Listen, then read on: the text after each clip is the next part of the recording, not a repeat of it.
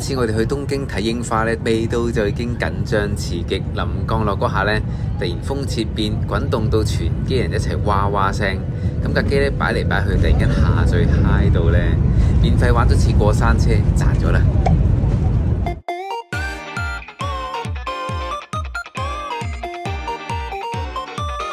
第一餐嚟到東京呢度呢，竟然係食，哇好大聲，竟然係食壽司郎嘅。咁香港先進啲喎，扣兩條帶，下面又攞得，上面就會送翻到你個位，呢度冇反而。咁今次呢，就揀咗喺成田機場落機嘅，落咗機之後呢，就去攞車嘅位置呢，其實都幾遠嘅，咁就要喺個櫃位嗰度打電話去個租車中心啦，跟住佢會安排啲人嚟接送嘅。咁但係個櫃枱裏邊竟然係一個人都冇嘅。咁要自己打電話啦，等咗大概10零分鐘度，都快嘅。但係個同呢個機場嘅距離咧，原來都幾遠嘅。終於到啦！原來佢係咧喺翻個輸送帶度，跟住你見到啊，應該係你嘅啦，咁你就攞啦。而呢啲名將嘅 friend 嚟㗎，意式鹹肉西蘭花、軍艦壽司，跟住同埋咩啊？炸鵪鶉蛋壽司，仲有更激嘅就係章魚香腸壽司。有得做喎，咁名將喺日本呢度係嘛？原來係冇豉油碟嘅，真係唔見喎。咁用翻壽司碟嚟裝豉油 ，size 同香港差唔多啊。呢個係大拖，俾幅相吸引咗咧，嗌咗啲好類似嘅嘢，但係佢擺法唔同嘅啫。其實都係同一類嘢嚟嘅。因為而家咧時間係大概5點零6點鐘度啦，又未到晚飯時間，但係有啲肚餓喎，所以就好快咁食完之後就翻到酒店先。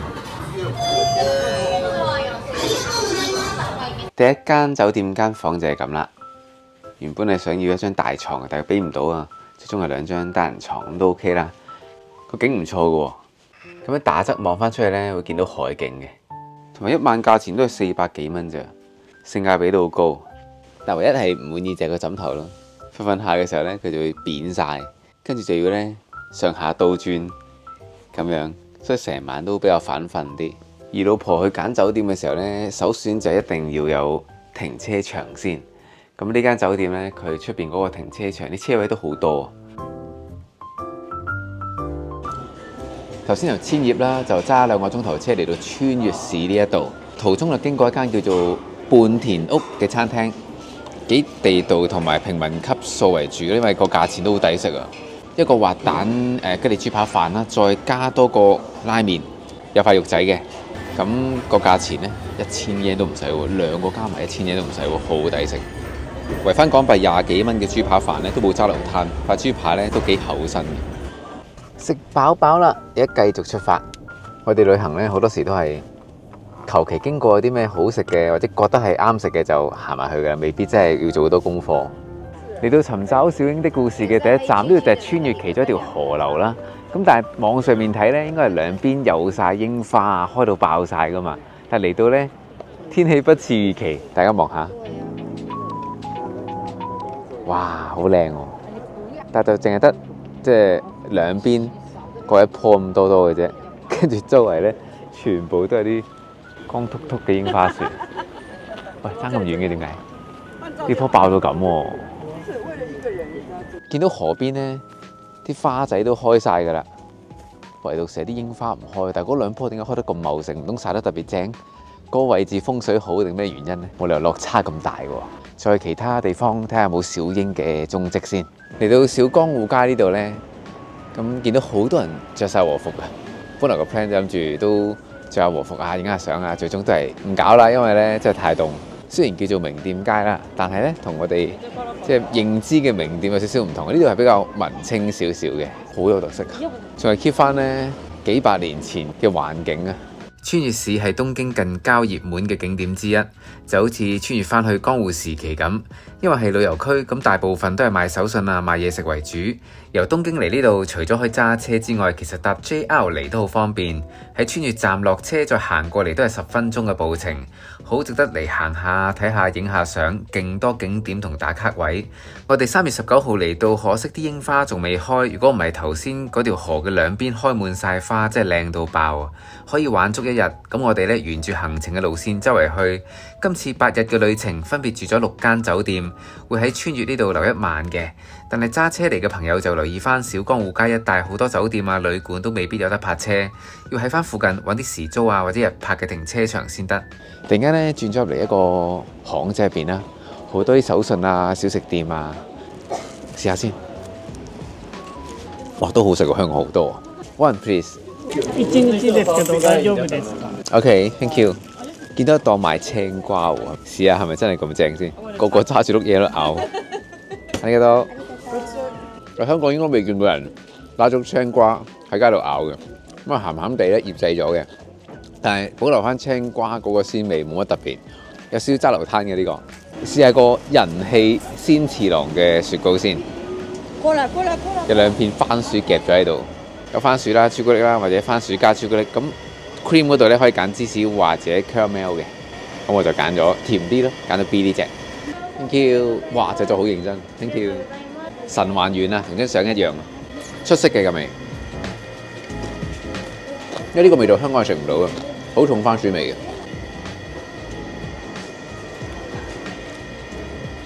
哇，好甜喎！一支棒です，哇正過頭先嗰碌青瓜，以形補形嘅青瓜。呢間 Starbucks 咧好有日本風啊！古裝街呢度有3樣嘢多，雪糕多啦，番薯賣番薯嘅鋪頭多啦，同埋咧着和服嘅少女特別多嘅。麻薯，哎呀，仲有麻薯都好多。喺門口咧俾呢個熱辣辣，好似蒸包咁樣吸引住。唔係我想象中嘅嘢嘅，出邊嗰個粉咧係韌少少嘅，即係個紅豆咧又唔係話去到入口即溶嗰種感覺，都有啲口感嘅。因為下邊呢嚿嘢咧煮咩咧？冰皮月餅嗰個綠豆蓉，成個感覺唔係我想象中嘅味道，服咗呢個。望落個樣呢個就似係咧燒嗰啲湯圓啊，咁啊搽咗啲醬，跟住搭咗塊紫菜喺上面。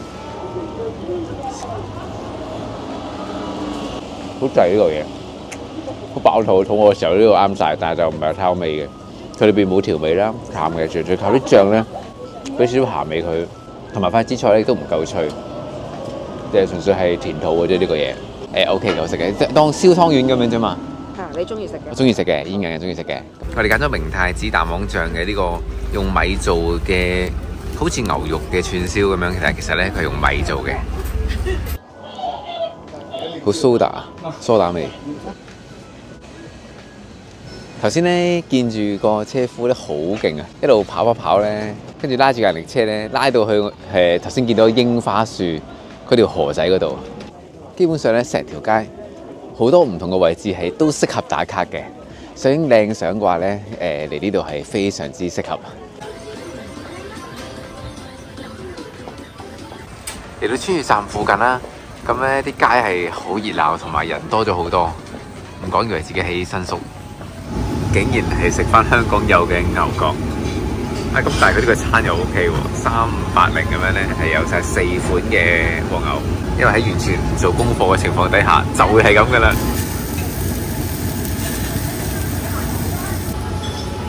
今朝咧最多車、最多人行嗰條路咧就呢度啦。而家咧8點鐘到，就夜晚已經係完全係冇夜繽紛嘅呢度。第二間住喺川越呢間酒店咧，係一間好細規模嘅啫。咁咧 book 嘅時候完全唔知嘅喎，嚟到先知道原來間房裏邊係冇廁所啊、冇浴室嘅。咁就每一層咧都有個公共即係共用嘅廁所啦，喺裏邊沖涼。咁環境係幾舒服 OK 嘅。咁但係間房就冇咩好影啦，好細間嘅。咁同埋貪佢呢樣嘢就係個地點幾方便，因為喺正嗰個商店街嘅附近嘅啫，行過都2-3分鐘，一落樓下就到噶啦。咁跟住咧停車場方面咧佢係冇嘅，要喺附近嘅公共停車場啦。咁啊派一晚咧原本係600 yen 嘅，咁但係間酒店咧就回翻400 yen 喎，好似搞笑咁，即係個停車場錢咧24小時咧都係200 yen 啫，回翻都係10零蚊港紙啦。米數即係知慳識儉啊，揀親啲酒店都係性價比之王，即係平嘢啦。呢間酒店咧住一晚都係436蚊，但係即係最大嘅缺點就係冇廁所，要行出房出面咧先至可以沖涼同埋大小便。一朝早咧就嚟到酒店嘅樓下就係年輕寺啦，嚟到呢度咧個人都年輕咗啊！指定動作，淨化下自己先。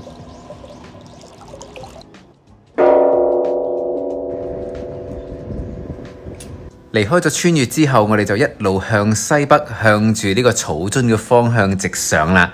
呢個地方呢，阿米嫂係非常之期待嘅。由2月積雪啦，去到3月開始融雪呢，係每一日啊都留意住有個 YouTube 嘅頻道係直播緊草津嗰個湯田嘅位置，跟住就好似天氣女郎咁樣，每一日都同我講話：今日融雪咯，咦今日出太陽喎，咦今日好多人喎，即係直頭呢。好似每日都自己置身喺草津咁嘅，就知道咧佢係幾想嚟呢度啦。咁咧越近草津咧，就離遠見到啲雪山啊，都幾靚，好壯觀啊咁樣。但係點知原來我哋一路行嘅時候咧，開頭係落雨嘅，漸漸咧就變咗飄雪咯，非常之 surprise， 因為冇諗過今次嚟日本咧係會遇到落雪啊。因為喺川越咧都正值係回暖啦，開始想開花啦，點會估到3月份都仲會落雪先得㗎？所以咧嗰刻真係超興奮啊！今日係3月嘅20號，咁咧而家係晏晝中午嘅時間嚟到草津咧係-1度啊！咁啱咧係見到一片片白蒙蒙，仲落緊雪添。今次係我哋第一次咧落雪嘅情況下揸車嘅。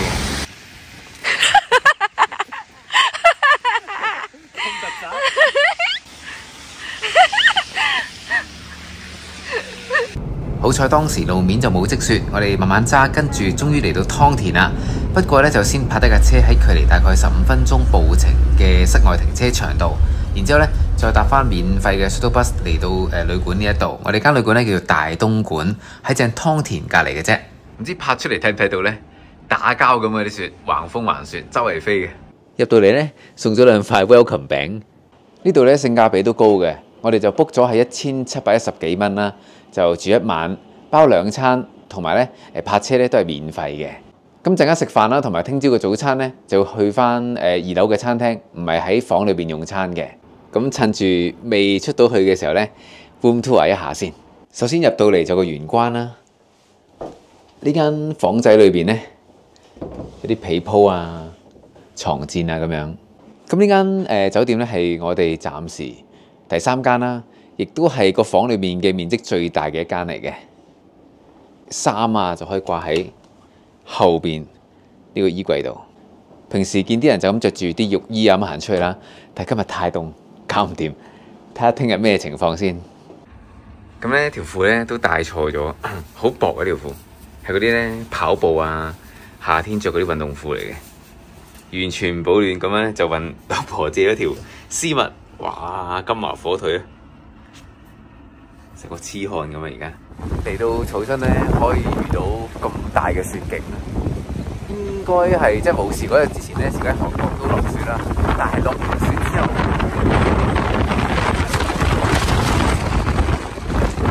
冷咗啊！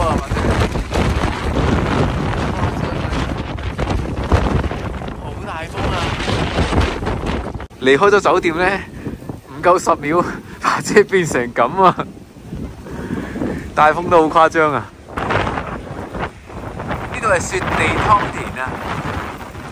啲雪打埋嚟塊面好痛，好似冰火五重天咁樣，有陣臭蛋味好犀利，啲硫磺嗰啲味，一路噴煙啦，因為係暖噶嘛啲水。難得有得玩雪咧，幾大都玩多陣啦。但係因為冇戴手套嘅情況下咧，隻手係凍到僵咗啊！所以咧，即係周圍影下相啊，跟住拍下片咧。就翻返室內啦。原本個 plan 係想周圍行下嘅，但係冇計啦，唯有等聽朝啦。哇！好多雪啦！飛落我度啊，老公！啲頭髮咧硬咗，凍到隻手咧係僵晒咧，一邊我啲溫泉水浸一浸，沖一沖先。如果唔係咧，冇晒知覺啊隻手。入翻嚟旅館之後咧，大概5點半就開始自助晚餐嘅時間啦。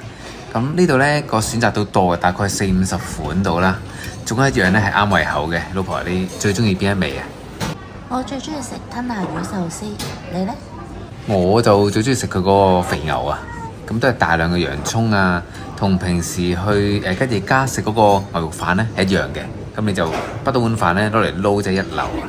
整體上咧啲嘢食嘅味道啊、質素啊就唔算話特別好味嘅，但係咧就叫做多選擇。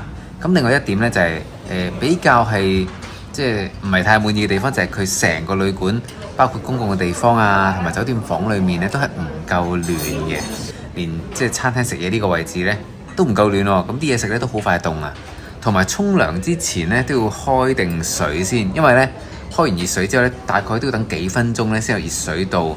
咁凍嘅天氣底下咧冇熱水沖涼好擲洗噶嘛，所以下次再嚟嘅話咧應該就會試下住第二間啦。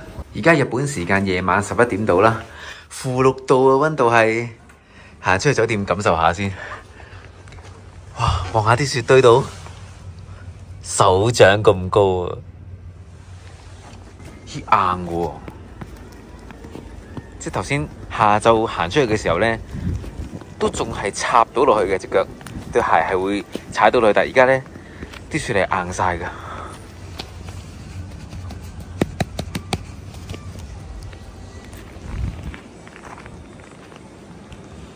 夜晚嘅湯田着晒燈啦，再加埋啲厚雪咧積咗喺度，好靚啊！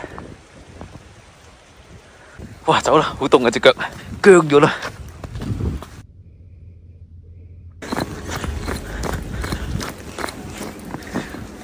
返到嚟第一時間暖返隻腳先，凍到冇晒知覺。第二朝晨咁早7點都未到就起咗身，落咗樓下嘅公眾浴場嗰度咧浸溫泉。跟住食埋個早餐就上嚟開始執行李啊，預備check out 啦。而日本呢度大部分嘅酒店啊、旅館嘅 check out 時間呢，都係早上10點鐘。咁頭先咧起身咧就即刻望下窗出面咩環境，見到仲係落住好大嘅雪，啲車咧差唔多沒頂啊，俾啲雪嚟覆蓋晒咁滯，就由開心咧變為擔心，究竟走唔走到呢？如果 keep 住咁樣落法嘅話咧，路面啲雪又清唔到啦，跟住人又行唔到，車又喐唔到，可能要住多一晚都唔定嘅喎。於是就喺 Facebook 問下大家，究竟喺冇雪胎嘅情況下，如果係咁樣揸車落山嘅話，安唔安全呢？非常之多謝有留言啦，同埋 PM 我嘅朋友。咁有啲就話呢，危險啊，唔好搏啊，最好就買條雪鏈啦，或者係有冇地方係可以租到雪胎嘅。亦都有啲係有經驗嘅觀眾朋友啦，佢哋喺雪地揸過車就分享呢，唔好俾大油，慢慢揸，跟住啲大車行應該 OK 嘅。咁啊，趁食完個早餐之後呢，就出返出面，見到呢啲雪開始停喎，出去睇下咩環境先。啲雪厚到呢，架車係俾啲積雪呢覆蓋晒。好難得可以趁住落雪嘅時候呢，嚟到草津浸溫泉啊！咁個湯田呢，24小時咁樣不斷噴煙，好似個超級大嘅邊爐鍋咁樣，用咗硫磺嘅湯底加幾隻臭蛋，因為陣臭蛋味係非常之濃郁。哇！地下好跣，開始融雪呢，陣間揸車嘅時候都要小心，最好係換雪胎啦，但係附近真係冇得換，所以只能夠係慢慢揸，跟住啲車尾咁行。同埋咧行翻啲車已經行過嘅路面，佢咪開咗條路嘅，咁個轆就跟住嚟行咯，唯有係咁啦，步步為營啊都要，因為真係好蝕。嚟翻停車場呢一度啦，尋日咧都仲係正常嘅路面咯，隔咗一晚咧，過咗一夜之後就已經變咗個雪山啦呢度，變成咁啊！有幾高啊？俾你聽，差唔多咧近膝頭噶啦。堆到上，好彩有個師傅幫我哋鏟翻啲雪啫。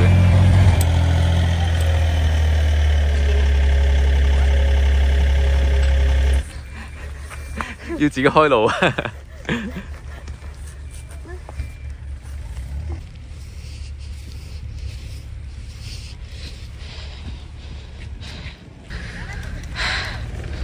落雪咧都唔係咁好玩嘅啫，而家咧架車都喺度咧，機主都喺度鏟雪，開到呢條嘅車頭玻璃完全係乜都睇唔到，咁厚啊啲雪，啲雪咁厚啊，好似綿冰啊個質地。哇！雪頭咧加啲糖漿落去咧，應該幾好食喎。你嚟啊嘛？冇味㗎，鹹一味。喺度筆啊、刮啊，咁清雪咧都搞成差唔多1個鐘頭，終於開到車啦。而家就向輕井澤出發，但都 keep 住好大風，雖然有太陽曬住啦，但路面嘅積雪咧都好多，同埋地面都有啲跣。而家睇到個溫度咧係-5度。頭先一俾大油想離開啊，碌過個雪堆嘅時候咧，架車一打滑，跟住失去動力，就要熄咗個 traction control 防滑功能，咁個轆咧先至會 keep 住轉，最終架車先至可以喐得翻離開到。揸咗大概個半鐘度就安全着陸輕井澤嚟到酒店啦。咁呢一間咧就係我哋第4晚住嘅酒店，停車場嘅位置都 OK 嘅，大概泊到10幾部車度啦。跟住沿住斜路行上嚟呢，就係旅館嘅 area 啦。我就俾佢個外貌啊個設計吸引住嘅，夜晚着晒燈之後呢，仲靚啲添，去咗歐洲小鎮咁嘅風格咯，非常之正。頭先由草津揸車過嚟輕井澤啦，咁都要行翻啲山路嘅。不過好在呢，即係啲鏟雪車已經係鏟晒路面嘅雪啦，同埋出咗太陽啊！今日幾好天，藍天白雲，仲有陽光添。咁曬一曬之後呢，啲冰都開始溶啊！咁啊，成個過程呢，即係路程呢，都係好暢順。入到嚟就先嚟個 room tour 先啦。咁喺玄關呢個位咧，可以擺下行李啊。跟住呢個洗手盆就喺呢個位。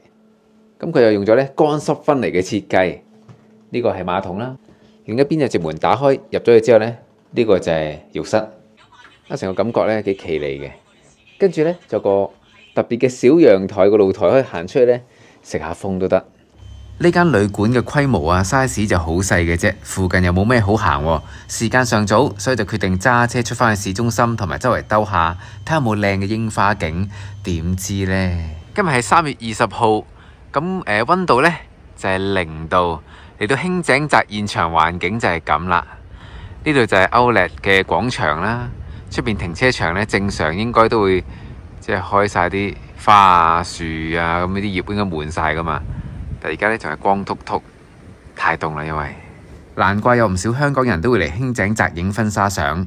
咁呢度啲屋嘅建築啊，同埋個環境呢，的確係幾靚幾寫意，好有異國風情嘅。但係想睇花影花嘅話 ，timing 真係好緊要。3月尾嚟到呢，似乎又真係冇乜地方可以影到靚相。想行下食下嘢買嘢嘅話呢，都係集中喺Outlet廣場呢一度。半日時間都可以行完㗎啦，我哋就喺度食咗少少嘢啦，跟住就返旅館，浸私人風呂，因為 book 咗45分鐘，喺個房價裏邊咧係包埋嘅，咁就695蚊住1晚，不過就唔包早餐。講真，如果俾我哋再揀多一次嘅話咧，情願喺草津嗰度留多1晚，或者 skip 咗輕井澤，直接落去河口湖。一朝早呢，架車嘅玻璃結晒晶，幾靚啊，好似貼咗啲花紋玻璃紙咁。頭先由輕井澤出發，咁啊車程咧都要成3個鐘頭啊，咁但係而家未到嘅，仲喺公路度慢慢即係半塞啊半行咁樣。咁啊右手邊咧離遠就會見到富士山啦，終於今日天色好靚啊，藍天就見唔到白雲，非常之清啊！噔噔，向富士山進發，耶！遠望就係富士山，白雪雪，好壯觀，好靚啊！終於咧可以睇到富士山嘅全貌啦。因為之前嚟過東京咧，咁啱天氣唔好啦，白蒙蒙又多雲咧，係完全睇唔到啊！唔好話山頂啊，連山腰咧都唔係好望到乜滯嘅。但係今日嘅天氣真係非常之好，萬里無雲，個景係非常之靚。大家都知富士山其實係一座活火山嚟嘅，已經沉睡咗超過300年，經歷過多次爆發之後，就越嚟越大，亦都越嚟越高。親眼見到真係好宏偉，山頂披住厚厚嘅雪，同啲 postcard 係一模一樣㗎。咁呢幾年都聽過唔少嘅預言話將會爆發，當然唔希望發生啦。山腳咧有好多人住喺度，萬一爆發再引致地震咧，受影響就唔單止係富士山附近一帶嘅地區。冇咩事咧，千祈唔好醒啊，繼續舒舒服服瞓下覺就 OK 㗎啦。天朗氣清，無論係咩位置啊，真係點影都靚。冇刻意咧去網上講嗰啲必到嘅打卡位，反而去咗一間麥記，可能係日本最靚景嘅 M 記之一，因為可以離遠望住座富士山。之後我哋就去咗一個叫做忍野八海嘅地方。哇！如果呢度開晒花好靚喎，因為咧泊車咧有2個鐘頭嘅，咁2個鐘頭基本上係可以睇晒㗎啦。好多人喎呢度， Number 4呢個係第四個池啊。張說明書咧，佢就話呢個池咧係有機會會睇到咧，池底裏邊有啲湧泉噴出嚟，跟住咧令到池底裏邊啲沙咧會有啲喐動啊，成啊，就係暫時就見唔到啦。原先呢個隱野咧係大到成個湖咁樣嘅，好大嘅。咁因為火山爆發啦，啲岩漿流咗落嚟之後咧，就形成咗而家我哋行到嘅路面，將成個大池啊大湖咧瓜分咗，就分為8個池仔。咁呢8個池咧就成為咗而家嘅隱野八海啦。呢度就好似咧韓國嘅清雞川咁樣，泉水啊，啲水好清啊！呢個玉虎池咧係8個池裏邊最細嗰個嚟嘅。每個池咧都有啲魚仔喺度。呢個感覺上咧就似咩咧？似啲積水咁嘅啫。呢個湧池咧就隱野八海池水量最高嘅其中一個池嚟嘅。哇！啲魚都大條啲喎呢度。嚟到7號鏡池，咁喺呢個池面咧就可以影到一個富士山嘅倒影，幾靚嘅。咁頭先就喺河口湖嗰邊睇富士山啦，嚟到隱野八海呢一度呢，有另一種感覺喎。作為日本8大名水嘅寶地之一啦，係湧水口嚟嘅。入水位呢度啦，跟住見到池底呢啲海草，哇幾 fresh， 仲擺下添。咁個池底呢，非常之深啊，有8米深，好清啊！好似咧去咗沖繩嗰啲藍洞咁啊，200 yen 買個吉樽啦，跟住咧就喺呢個位咧斟啲水翻去。咁個水源係嚟自邊度咧？就係富士山嘅湧泉泉水啦。啲人入去買手信啊，食下嘢啊，同埋可以避寒啊，入邊暖啲。我都係跟大隊嘅咋，幫 Long Head 沖涼先。同埋呢個槍浦池咧有少少污糟，我覺得。跟住啲人呢，人流咁樣行就得噶啦。睇晒8個池呢，就完成晒成個隱野八海嘅行程，係啦。感覺就好似去咗元朗錦田嗰啲咁呢，啲農地啊，有啲池嘅，類似咁樣啦。夜晚我哋就約咗個 friend 一行4人去咗一間叫做 Toe Bar and Restaurant 嘅餐廳食飯，冇特別預先做功課，都係即場咧即興咁樣去揾嘅啫。估唔到咧有驚喜喎，個賣相同埋個味道咧都好有水準，好食之餘仲要係抵食啊！我哋嗌咗6碟嘢，再加7杯嘢飲，有啲咧係有埋酒精成分嘅 cocktail 嚟嘅。埋單都係10900 yen， 咁圍翻港紙咧都係500幾蚊咋。咁下次再嚟嘅話咧，應該都會再翻兜。喺離開河口湖之前呢，就加插咗個行程。咁關於徐福嘅故事，唔知大家有冇聽過啦？就秦始皇呢，就欽點咗徐福，帶同幾千嘅男男女女咧嚟到日本呢一度揾長生不老藥。而當時嘅日本咧都仲係好落後啦。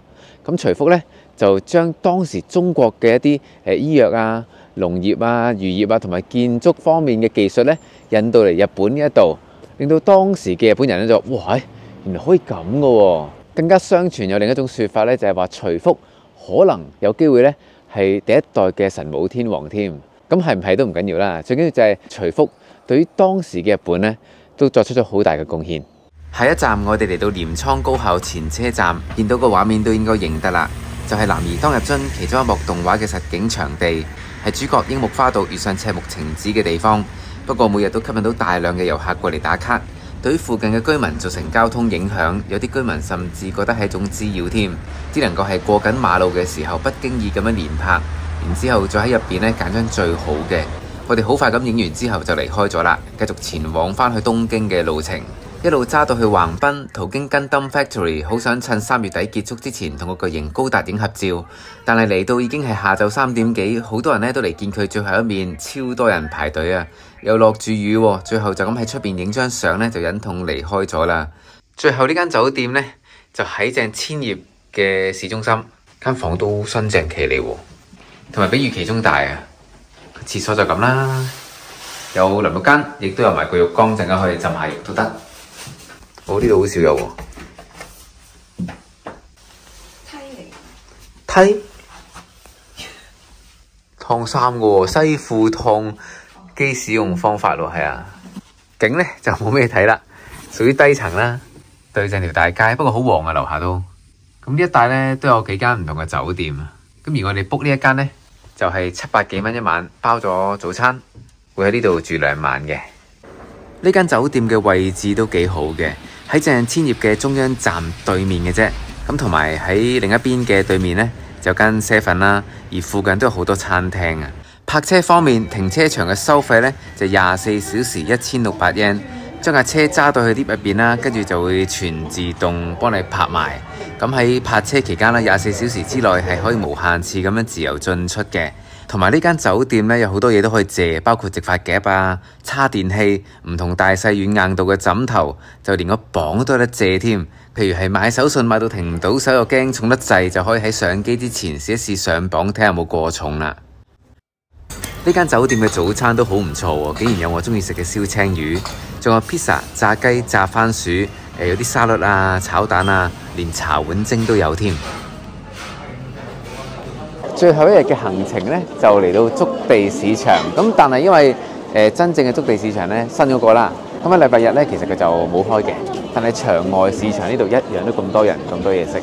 咁第一樣最想食嘅呢，就係海膽啦，因為又新鮮啦又甜啦，香港食嗰啲呢，經常都係遇到有陣臭味嘅。我哋同兩個 friend 一齊嚟食嘢啦，咁啊點咗隻蟹腳刺身，同埋呢隻生蝦呢，刺身即係虎蝦咁嘅 size。哇，高啊，爆高啊呢度，爆高啊！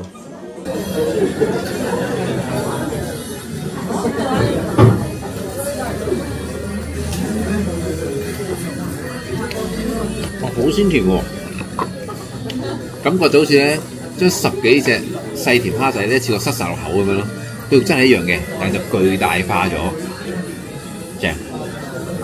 違反商品說明條例喎，即係想咁樣咁啊，成條好靚仔咁啊嚟到咧，咁啊應該唔會太大驚喜度嘅，大概估到個質地啊都腍嘅應該，腍咗喎，唔得偏銀，唔得咁平啦嚇，1分錢1分貨。跟住嚟一個咧魚生飯，呢個係4000 yen，即係未去到中拖嘅級數。跟住呢個咧。嗱，外觀上真係唔係太靚嘅，食落去甜唔甜，陣間一試就知㗎啦。呢個就係2500 yen，OK 嘅，色水 OK 嘅，係佢擺出嚟個砌得唔靚啫，鮮嘅，咁但係咧就唔夠甜咯，我覺得。陣間你試下知啊，跟住試下件拖羅先，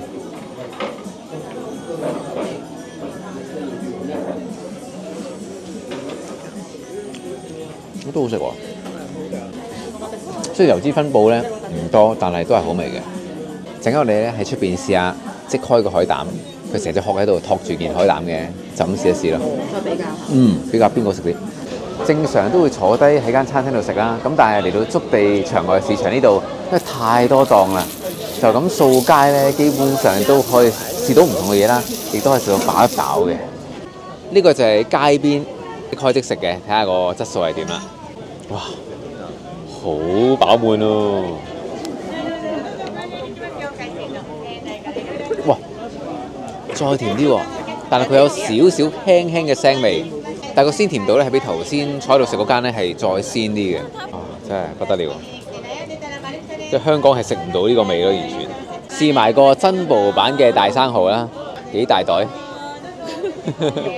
補一補啊，補完今晚有用。呢個好鮮甜喎。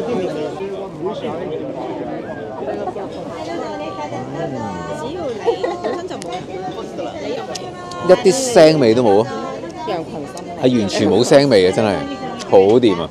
佢即係嗰個嘢咧，肥大得嚟咧，係飽滿個裏面係實的的㗎，忍唔住咧要再追加先得，即係太好食啦，好正啊！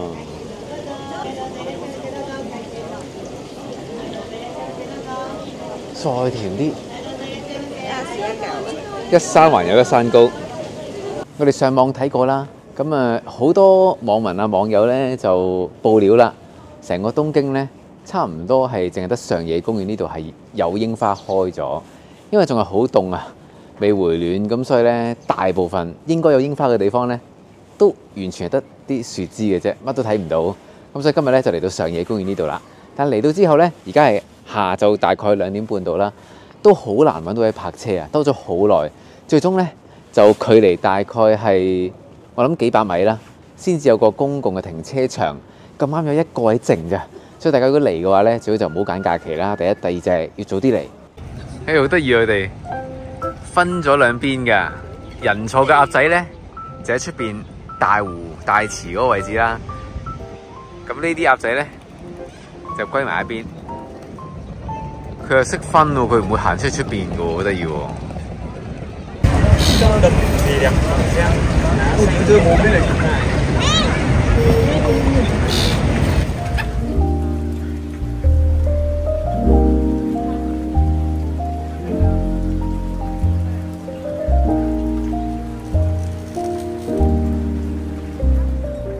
成個公園咧，大概我哋係揾到6至7棵度啦。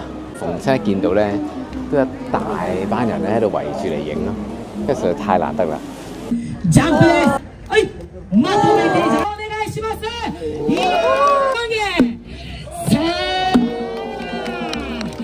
當正係櫻花季啦，咁嚟到呢度咧有好多檔攤啊、小食檔啊，同埋有人唱歌表演咯，好熱鬧啊！雖然櫻花就未開啦，但係都無損當地人坐喺櫻花樹下聚餐、歡度假期嘅心情。上野恩賜公園呢度嘅面積範圍非常之大，行下影下相啊、傾下偈咧，都消磨咗成個下晝。咁除咗上野公園呢度之外，其實御田公園嗰邊呢，仲可以影到個晴空塔添，亦都係賞花嘅其中一個熱點嚟嘅。我哋嚟到當日呢，就3月24號星期日，成個上野公園呢，揾勻晒都係大概10棵唔夠啊，即係開咗花嘅櫻花樹。所以大家諗住嚟影櫻花啊、賞櫻嘅話呢，最好真係4月開始呢先至叫做有啲嘢睇。離開咗公園之後，就翻返去千葉嘅酒店，翻到都差唔多7點半，係時候食晚餐啦。近近地就決定去翻酒店對面有間基苑水產食海鮮燒烤。川風呢度老店啊，出到咯！哇，呢度其實成條街呢，佢好有古色古香嘅感覺。最後一日，呢間川風鰻魚店上市好耐㗎啦，喺網上面有高度嘅評價，加上佢好近成田機場，距離機場都只係15分鐘嘅車程。好多人食過都話正，咁啲鰻魚呢，喺桶入面幾生猛，師傅即湯即燒，勁新鮮，手起刀落，功架十足，3幾下就搞掂啦。過到嚟另一邊，裡面好搭馬，啲人多到呢，一串一串嘅鰻魚串燒，行過都聞到陣陣嘅香味。有個奇怪現象就係隔離咧都有其他嘅即湯即燒鰻魚店㗎，係得川風要排隊嘅喎，係真係咁正啊？定係羊群心理呢？食完就知㗎啦。我哋嚟到大概係11點9度啦，泊低架車喺最近嘅停車場行過去，步程5分鐘左右，拎埋張籌要排8個 number， 大概等咗半個鐘頭咧先至入到去 order。我哋點咗一大一細2客鰻魚飯，連埋稅合共6800 yen。因為最後一日咧，剩翻嘅現金都唔係好多，以為佢哋可以碌卡啦，點知原來冇㗎。好彩可以用到 Alipay 啫。講開又講，好多超市啊，同埋見到唔少餐廳都可以用 Alipay 俾錢。喺日本呢幾日呢，我哋都用咗幾次，個匯率仲算係幾貼士添。咁由order嗰刻起計啦，再等埋入座坐低之後，直到香噴噴嘅鰻魚飯送到嚟面前，前後後再等多咗20分鐘，即係話由拎籌直到有飯食呢，等咗差唔多10個字啊！所以大家嚟食嘅話呢，都真係預翻鬆啲時間，早啲到，避免失咗預算啦。細嘅 size 啦，其實呢，隻大 size 的確係大隻啲嘅，邊邊係燒得比較燶嘅，即係啲燶邊嘅效果啦。咁鰻魚呢個厚度呢，哇，都真係幾厚，厚過對筷子啦。而最緊要呢，就係個醬汁啦。個飯咧好似好大兜咁，但係其實佢好淺嘅啫。食完條魚咧，真係好滑好香嘅，因為即燒嘛。咁但係我就覺得鹽個醬汁咧可以再濃味少少咯。但係整體咧係非常之滿意嘅，因為啲肉質真係非常之滑。咁同埋佢有少少脆口嘅，即係個外皮。個醬汁帶微甘，用炭火燒得好香，多鹹少甜，肥油均勻，外皮爽脆，肉質腍到好似豆腐咁滑啊！但係啲窿邊呢就略帶苦澀，燒到有啲過火啊！咁但係呢，咁先至夠野味喎，的確係名不虛傳啊，比預期中好食嘅。如果下次再嚟東京都係成田機場落機嘅話呢，都會再嚟食多次啊！今次嚟到東京，一心係想睇櫻花，但係點知最 surprise 嘅地方呢，係睇到雪花，完全冇諗過3月尾都仲會落大雪，仲要係暴風雪級嗰隻添。最低嘅溫度去到-10度，就好似過咗個聖誕節咁。咁但係去到河口湖啦，見到晒成個富士山嘅全貌，好壯觀，天氣都非常之好。而個溫度呢，講緊10幾度，哇！短短2日咋，日本個溫差呢，係超過20度啊！跟住最難得呢，就喺日本撞到朋友，因為佢哋係遲我哋2日嚟東京，跟住呢，大家行程啊路程又差唔多喎，所以就約咗喺河口湖一齊食晚飯啦。跟住呢，第2日呢，就一齊去到上野恩賜公園，同埋呢一齊去咗築地度食海鮮。去到最後一日臨上機前都可以嚟到呢一度呢，試埋一間好出名嘅即燒鰻魚飯店。今次真係大滿足，成個旅程呢，好食好玩，亦都好有驚喜。